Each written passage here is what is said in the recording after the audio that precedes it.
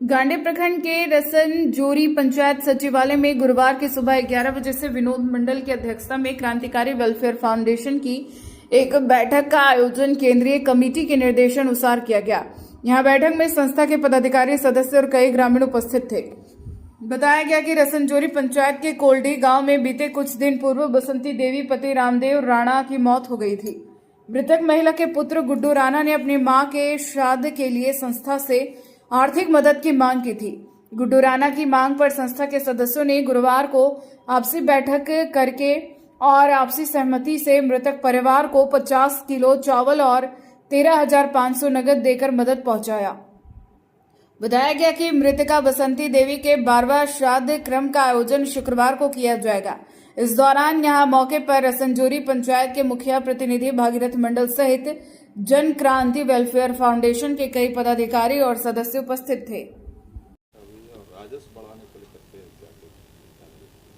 ये आज का जो बैठक है Jharkhand Jharia rehabilitation and development authority का, इसका प्रबंध समिति का बैठक है। और बेसिकली जो गवर्नमेंट ऑफ इंडिया के जो गाइडलाइंस आए हैं उसको अडॉप्ट करने के लिए, क्योंकि नए जेएमपी और जेएमपी 2 का जो हमारा प्रपोजल गवर्नमेंट ऑफ इंडिया का, उसको अडॉप्ट करने के लिए है। इसमें विशेष अलग से कोई मीटिंग रेवेन्यू बढ़ाने घटाने की बात नहीं है। गवर्नमेंट का जो डायरेक्टिव आया है कि अब जेएमपी 2 लागू करना है। जेएमपी 2 में कुछ नए प्रोविजंस लाए गए हैं, जैसे पहले 1.7 लाख देते थे, अब 2.5 लाख देंगे। 1500 हाउस होल्ड थे, तब 15,000 की जगह 18,000 होंगे। जो भी 81 हमारा हाई रिस्क साइट्स हैं उसको वहाँ स्थापित करना है, तो उसके संदर्भ में है बैठक। और उनको जो लोकेट करेंगे, वहाँ स्थापित करेंगे, उसके लिए हम लोग कैसे आगे बढ़ सकते हैं। तो अभी पहले तो जेएमपी 2 जब आ गया तो उसमें रीस्ट्रक्चरिंग हो रही प्रबंध समिति की। पहले कमिश्नर का रोल हुआ करता था, प्रबंध समिति के चेयरमैन हुआ करते थे। जेएमपी 2 में कमिश्नर का कोई रोल नहीं है। वो जेएमपी 2 का जो भी इम्प्लीमेंटेशन है वो सीईओ के अध्यक्षता में, लीडरशिप में होनी है। अभी सीईओ की बहाली हुई नहीं है। तो जो गवर्नमेंट ऑफ इंडिया का आदेश है कि डिप्टी सीईओ जो धनबाद उपायुक्त हैं वही रहेंगे। तो तत्काल सारे एडमिनिस्ट्रेटिव पावर्स वेस्ट किए गए हैं सरकार के द्वारा, केंद्र सरकार का द्वारा। Deputy CEO that is deputy commissioner Dhanbad में।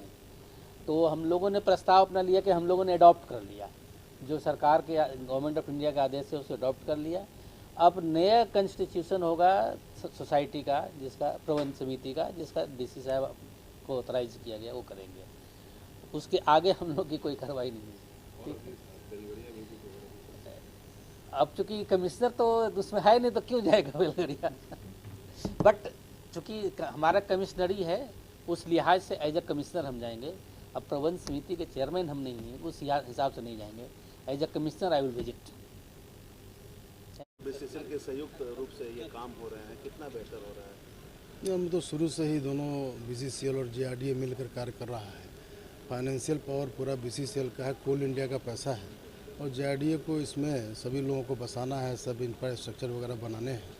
तो दोनों का सामूहिक कार्य है, जिसमें कि तेज़ी से करके 3 साल में टोटल 18,000 लोगों को स्थापित करना है। हम विस्थापित करने की बात नहीं करेंगे, उनको नए जगह पर नई सुविधा के साथ नए एनवायरनमेंट में स्थापित करें।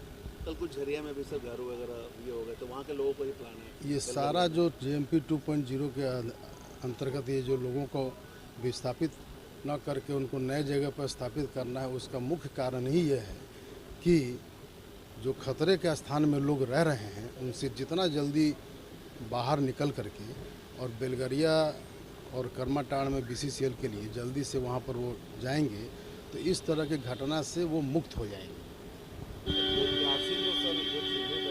कितना हो पाया? 81 जो अग्नि प्रवाह एकदम डेंजर जोन है, जो 81 81 साइट्स है, उसी में बताया जा रहा है कि 18,000 लोग हैं, उसमें से 2800 करीब शिफ्ट हो गए हैं। बाकी लोगों को शिफ्ट करना है, जिसमें कि आपके माध्यम से भी मेरा यह निवेदन रहेगा कि जल्दी से जल्दी लोग बेहतर सुविधा, और जेएमपी 2.0 में बड़ा अच्छा एक तरह से पैकेज भी है, वित्तीय सहायता भी बढ़ाई गई है, घर की भी संख्या उसमें समुचित की गई है और बेहतर रोजगार स्किल ट्रेनिंग के साथ साथ दिया जा रहा है। तो जितना जल्दी ये वहाँ शिफ्ट होंगे सबके हित में रहेगा।